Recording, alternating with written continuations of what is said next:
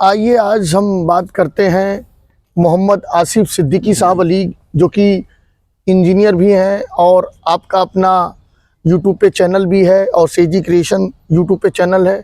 आपने काफ़ी युवाओं के लिए काम किया है और बिजनेस गुरु भी कहलाते हैं। बिजनेस के पॉइंट ऑफ जो एमबीए होल्डर स्टूडेंट होते हैं, बीटेक होते हैं, डिप्लोमा, पोस्ट ग्रेजुएट, आप उनको गाइडलाइन भी देते हैं किस तरीके से। लेकिन आजकल का जो मैं सेजी भाई देख रहा हूँ कि 20 साल पहले के दशक बात करिए और आज की दशक बात करते हैं, तो जो इंजीनियर थे और एमबीए होल्डर हैं या जो भी पोस्ट ग्रेजुएट जो अपनी अपनी फील्ड में हैं, आज वो डिग्री लेकर के बहुत लोग सेट हो रहे हैं। दिल्ली भी जा रहे हैं, मुंबई भी जा रहे हैं, दुबई, सऊदीया, कतर, हर कंट्री पहुंच रहे हैं और अपने अपने अलग अलग फील्ड में काम कर रहे हैं। लेकिन बहुत से लोग ऐसा है कि अभी नर्वस हो जाते हैं कि एमबीए की डिग्री है, मेरे पास बीटेक की डिग्री है। और आज की जो युवाओं का, अभी उससे अगर अंडर ग्रेजुएट की बात की जाए, इंटर लेवल पे बच्चे ज़्यादातर रील्स में लगे हुए हैं और सोशल मीडिया पे जा रहे हैं।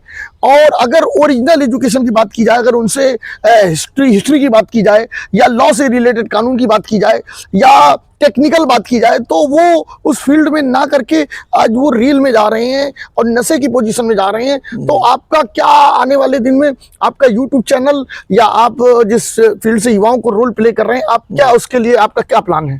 देखिए, एक्चुअली क्या है कि जैसे कि मैं जो हूँ एक मेरा जो एक्सपीरियंस रहा, मेरा कंसल्टेंसी सर्विसेज के अंदर ही एक्सपीरियंस रहा मेरे को।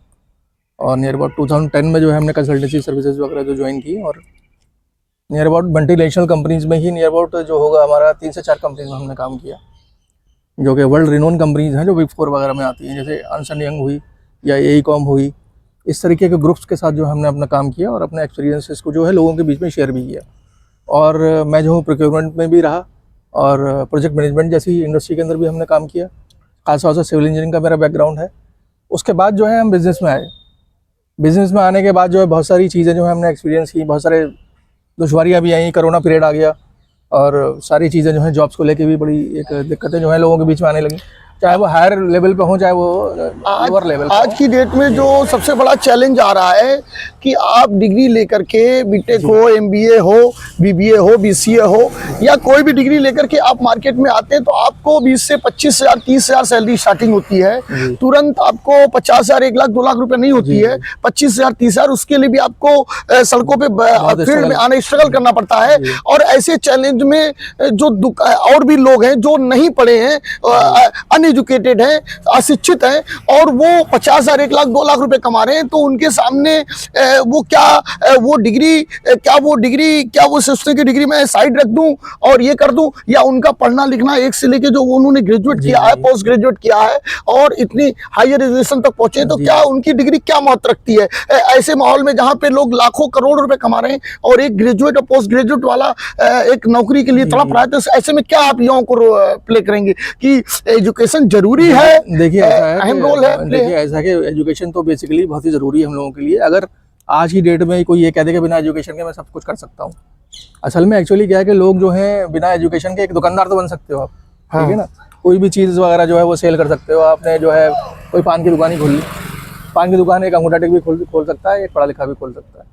लेकिन आज की डेट में क्या हो रहा है लोगों के साथ, वो इंसान के अंदर, माइंड के अंदर जो एक इन्फीरियरिटी कॉम्प्लेक्स एक तरीके से पैदा हो जा रहा है लोगों के बीच में। अब पढ़ा लिखा आदमी जो है, एक जाहिर सी बात है कि मार्केट में जॉब्स बहुत कम है, अब पढ़े लिखे लोग ज़्यादा है ना, तो उसके हिसाब से जो है कॉम्पिटिशन जो है मार्केट के अंदर बहुत ज़्यादा है, जिसकी वजह से लोग क्या कर रहे हैं कि एक तरीके से मैं ये कह सकता हूँ कि लोग जो है हरेस भी करते हैं लोगों को, है ना। एक पढ़ा लिखा आदमी, मजदूर को तो सैलरी जो है वो नियर अबाउट जो है 500-600 रुपये ईजिली मिल जाते हैं डेली के हिसाब से, ठीक है ना। डेली वो 500-600 रुपये कमा लेता है आराम से मजदूर युवा जो है। लेकिन जो पढ़ा लिखा युवा उसको जो है, एक पढ़े लिखे इंसान को जो 500-600 रुपये देने को भी इंसान तैयार नहीं है। या फिर ये है कि अप्रेंटिसशिप के नाम पे भी उनको हैरेस करा जाता है, सारी चीज़ें जो होती हैं। लेकिन ये मेरा कहना ये है कि जैसे मान लीजिए सिंपली आपने ग्रेजुएशन कर लिया है, सिंपली ग्रेजुएशन के साथ जो है ग्रेजुएशन जो है पूरी तरीके से आपको काबिल नहीं बनाता, कहीं ना कहीं आपको अपनी फील्ड के अंदर स्किल्ड होना ही पड़ेगा। दूसरी चीज़ ये है कि आपके अपने अंदर जो एबिलिटीज़ हैं आपकी, वो आपको छानना बहुत ही ज़्यादा ज़रूरी है कि आप कितनी एबिलिटीज़ क्या क्या है या किस फील्ड में आप काम करना चाहते हैं, आपकी हॉबी क्या है। बहुत से बच्चे बेचारे ऐसे हैं जो कि मान लीजिए साइंस फील्ड को नहीं ऑप्ट करना चाहते, साइंस फील्ड में नहीं जाना चाहते, उनकी जो है मतलब एक तरीके से जो हॉबी है या उनका सीखने की स्किल है वो दूसरी उस फील्ड के अंदर है, साइंस से हटकर है, मास कम्युनिकेशन में जाना चाहते थे लेकिन साइंस में आ गए। आसिफ भाई कहने का मतलब यह है कि अगर आप जैसे आपने कोई ग्रेजुएशन किया या जी। पोस्ट ग्रेजुएट है, पीएचडी है, रिसर्च स्कॉलर है, वो अपनी अपनी फील्ड में काम किया है, कोई एमबीए होल्डर है, अगर उसको जॉब नहीं मिल रही है तो क्या आज की डेट में नई टेक्नोलॉजी के हिसाब से क्या अपनी कंपनी खोल के जी। अपना जो जफर साहब थे आप बात करें तो बीटेक एमयू अलीग थे और शायद उन्होंने जॉब नहीं की, लेकिन आज लिंक उनकी पूरी दुनिया में ताला जाता है। इरशाद मिर्जा इंडस्ट्रियल्स है, बहुत सारे ऐसे सैकड़ों इंडस्ट्रीज हुए। तो एमबीए आप बीटेक करके क्या अपनी कंपनी नहीं खोल सकते? कोई ऐसा कोई नहीं हुआ है कि आपको क्या चैलेंज का क्या सामना करना पड़ेगा? अगर कोई कंपनी खोलना चाहता है या कोई ऐसा, क्या उसको चैलेंज क्या फेस करना पड़ता है? देखिए ऐसा है कि जैसे मान लिया कि फाइनेंशियल दिक्कत आती है। मैं एक बहुत छोटी सी एग्जांपल लेता हूँ। मान लिया किसी बच्चे ने जो है होटल मैनेजमेंट का कोर्स कर रखा है ना। होटल मैनेजमेंट करने के बाद जो है उसको अगर आप ये कहें कि वो डायरेक्टली अपना बिजनेस खोल ले तो कहीं ना कहीं एक्सपीरियंस की कमी उसको जरूर जो है फेस करनी पड़ेगी। पहले उसे एक्सपीरियंस लेना फील्ड में, फील्ड का सर्वे करना है, पब्लिक का माइंड देखना है और उसको सेल मार्केटिंग करनी है, उसको पूरा अनुभव लेना है। उसके बाद वो कंपनी जायजा ले कि पब्लिक को क्या रिक्वायरमेंट है, तो उस हिसाब से उसको क्या नाम है। मान लिया मैं एग्जांपल दूं कि वो एक होटल इंडस्ट्री में है, जाहिर सी बात है, जो उसने अपने काम कर रखे हैं, अपनी एजुकेशन उसने ली है, होटल इंडस्ट्री का एक्सपीरियंस है उसको। अब क्या है कि होटल इंडस्ट्री को समझना भी बहुत ही ज़रूरी है। अब वो इंसान जो है समझ तभी सकता है जब वो जॉब में आए। एक्सपीरियंस लेने के लिए जॉब में आना पड़ेगा ना उसको। हम ये नहीं कह रहे कि वो एकदम से जो है बिजनेस के अंदर कूद पड़े, क्योंकि अगर जो अनएक्सपीरियंस लोग जब बिजनेस में कूदते हैं तो उनको दुश्वारियों का सामना ज़्यादा करना पड़ता है, समझ रहे हैं आप। वो उसको लॉसेस भी बेयर करने पड़ सकते हैं, क्योंकि हो सकता है कि उसके जो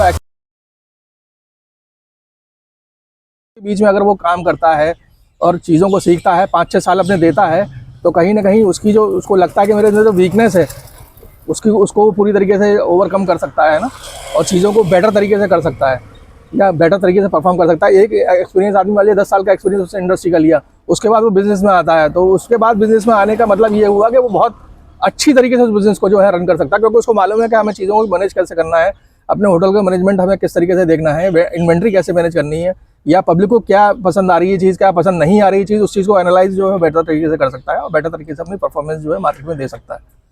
अगर कोई प्रोजेक्ट है या कोई अपनी कंपनी या कोई प्रोजेक्ट करना चाहता है और अगर उसे सरकार से हेल्प लेनी है, स्टेट गवर्नमेंट, सेंट्रल गवर्नमेंट, तो क्या उसको कोई चैलेंजेस का सामना करना पड़ेगा या आराम से सारे काम सिस्टम हो जाएंगे? सिस्टम ऐसा बना हुआ है? देखिए ऐसा है कि बहुत सारे जो बैंकिंग सिस्टम भी हैं जो कि इस चीज़ को फैसिलिटेट करते हैं। गवर्नमेंट की बहुत सारी स्कीम्स हैं, फंडिंग जिसके थ्रू होती है, सारी चीजें सब है, लेकिन इसमें अभी इग्नोरेंट हैं जो लोग हैं, इस पे अनुभव नहीं है कि किस तरीके से कैसे हमें, बहुत से लोग जानते नहीं है, नॉलेज की कमी है, एक्सपीरियंस। लेकिन मैं तो ये कहूंगा कि आज की पीरियड के अंदर टेक्नोलॉजी सबसे बेस्ट चीज है।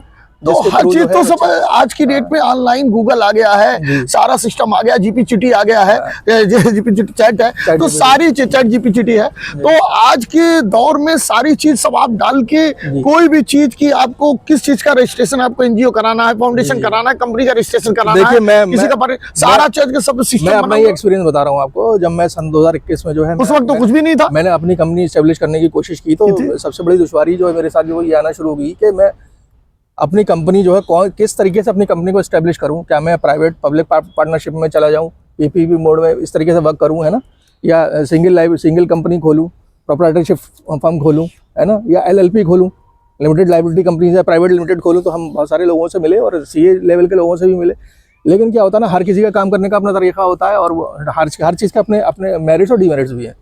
तो हमने देखा कि सबसे ज़्यादा पेपर वर्क जो है वो सबसे ज़्यादा कम किस में है। तो हमने ये एनालाइज किया कि प्रोप्राइटरशिप फर्म जो है बहुत इजी तरीके से खोली जा सकती है, जिसको बाद में आप कन्वर्ट कर सकते हो, प्राइवेट लिमिटेड कंपनी में कन्वर्ट करना चाहते हो या जिसमें भी आप जाना चाहते हो, वो बात एक अलग हो जाती है ना।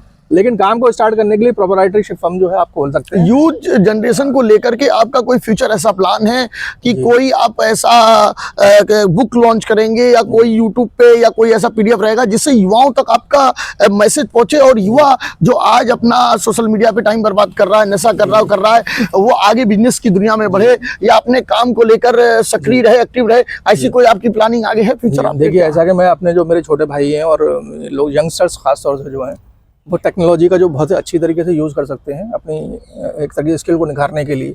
और आजकल जो हमारा जब पीरियड था तो हम लोग जो थे बड़ा मतलब एक परेशान रहते थे कि हमें कोई गाइड करने वाला मिल जाए, हमें कोई ऐसा टीचर मिल जाए जो हमें अच्छी तरीके से समझा दे, चीज़ों को क्लियर कर दे, तो वो चीज़ें नहीं मिल पाती थी। लेकिन आज की पीरियड में क्या है कि यूट्यूब है हमारे पास, सोशल मीडिया हैंडल्स हैं हमारे पास, जिसके थ्रू जो आप बेटर तरीके से रिसर्च कर सकते हैं। अब तो रिसर्च करने के बहुत सारे टूल आ गए हैं, गूगल जेमिनी वगैरह है, चैट जीपीटी है, परप्लेक्सिटी है, इस टाइप के टूल्स, क्लाउड है, इस तरीके के टूल्स जो है ऑलरेडी मार्केट में बहुत सारे आ चुके हैं, जिसके थ्रू आप रिसर्च वगैरह सारी चीज़ें कर सकते हैं।